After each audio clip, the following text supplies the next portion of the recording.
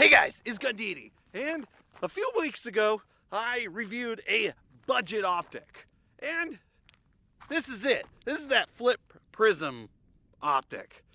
Well, it no longer holds, and it doesn't even stay on anymore. So, what the hell am I doing with this? I mean, if you're going to go a budget optic, you need something that's going to be more reliable, right? Well, I do have something more reliable now. This is a optic from CVLife. This is the WolfCovert. It is an RMR pattern red dot, and we're going to see how she performs on the Budget Queen. So stay tuned.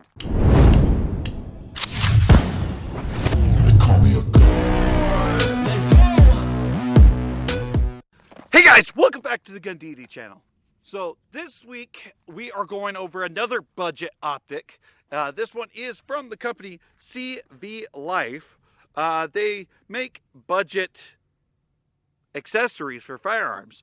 This one is a budget optic. It is a pistol red dot designed in the RMR footprint. This is called the WolfCovert.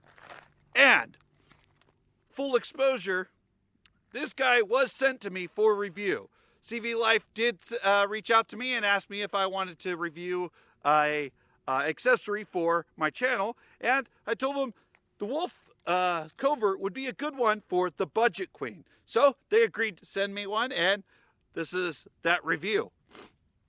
Now, what's really cool about this optic is it does come with a lot of stuff inside the box. You get the mount system to mount it directly to your AR or rifle. You have optics plate to mount it directly to Glock MOS plates. And you have a bunch of different screws and 2 batteries. Another thing cool about this optic is the top up there is where the battery actually goes. So you don't have to remove your optic and remove your zero in order to change your battery, which you should be doing about once a year. A lot of people say do it on your birthday. I don't know, maybe. I like to use my birthday for other things that should not be gun related.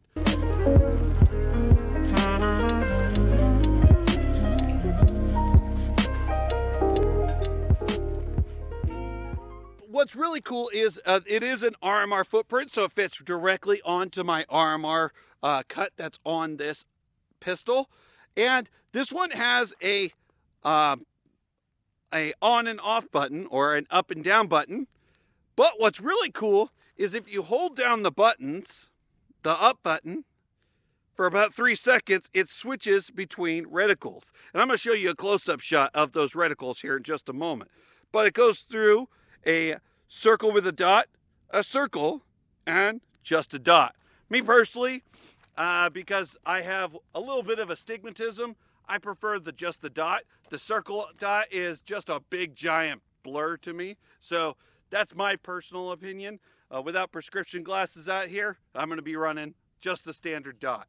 But let's get some rounds on target and see how she does. So this is where budget optics tend to fail, and that's under recoil. So we're going to put some rounds on target and see how she does.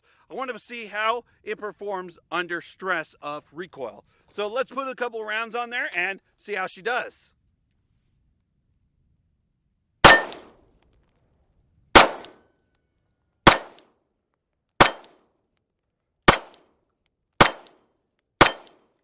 All right.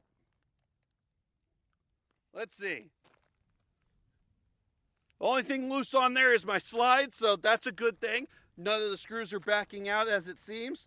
I do need to put a couple dots on these screws to see if they walk, but we will do that in future testing of this optic. But so far, so good. This thing is holding up to the few little rounds I just did. I will say it is pretty close to zero right out of the box. Well, at least defensible zero. Which, if you haven't watched my previous videos, I described defensible zero as being able to hit a human-sized torso at about 10 feet. That's about where I'm at, and I'm hitting at a much smaller target than a human-sized torso, and this thing is hitting pretty darn close. I will say, I have suppressor height sights on this pistol, and they do not co-witness. This, the rear of this optic is just a little too tall to allow co-witnessing. So that is a bummer. Suppressor height sights are supposed to allow you to co-witness. With this optic, it does not. So take that as you will. Maybe that's a plus, maybe that's a minus in your book. I'm not sure. But I'm going to go ahead and keep putting rounds on this guy and see if she comes loose.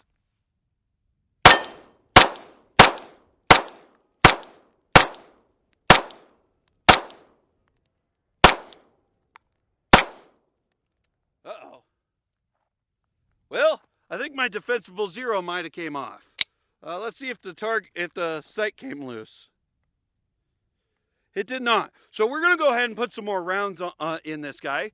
If you guys haven't checked out my previous video, check out the new Unorthodox Designs mag loader. It makes loading these mags, especially Glock style mags, super easy. And definitely something you should check out. And, you know, it makes range day so much nicer. But let me go get some more rounds and we'll see if our defensible zero disappeared or not. All right, guys. So I checked the optic. It does not seem to be loose. Nothing seems to be off. We did get 17 more rounds. We're going to check and see if that defensible zero has changed.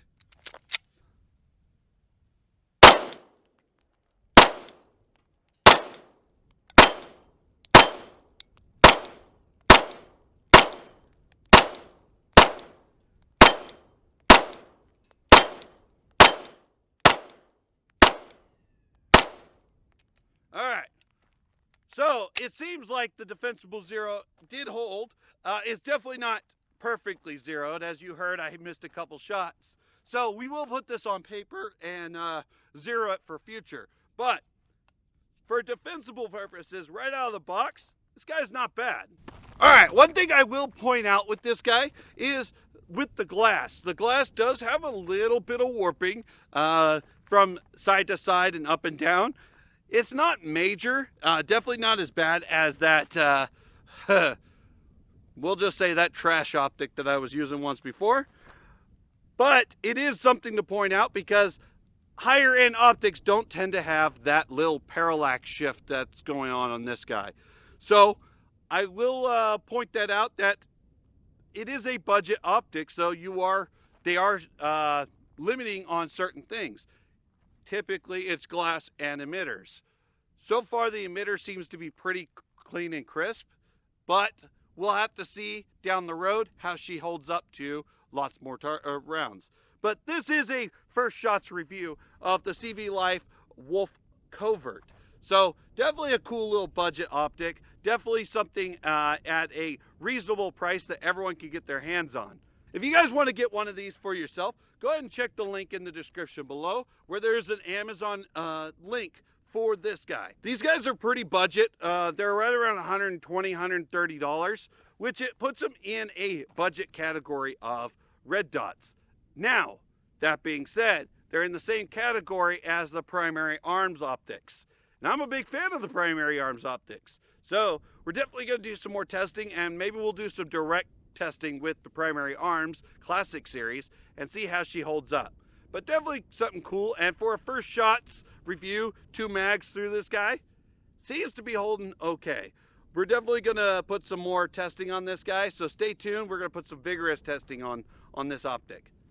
And then, coming soon, we're going to be doing a review on this light. So definitely stay tuned, and Budget Queen is definitely coming together, guys. All right, guys, if you like that video, go ahead and like. Subscribe if you haven't. Hit that bell icon so you can see the future videos coming up on the Budget Queen. Guys, let me know in the comment section if you would buy a budget optic or you have to stick with a name brand. Let me know in the comment section, and I want to hear your thoughts. Guys, this is Gandidi, and I'll see you for the next one. I got a God complex. Haters love to hate, but I never feel pressed. Got a lot on my plate, but I never get stressed. I'll take all the pressure like I'm acing this test. And like a damn Freemason, I'll run this nation. They call me a god. They call me a god.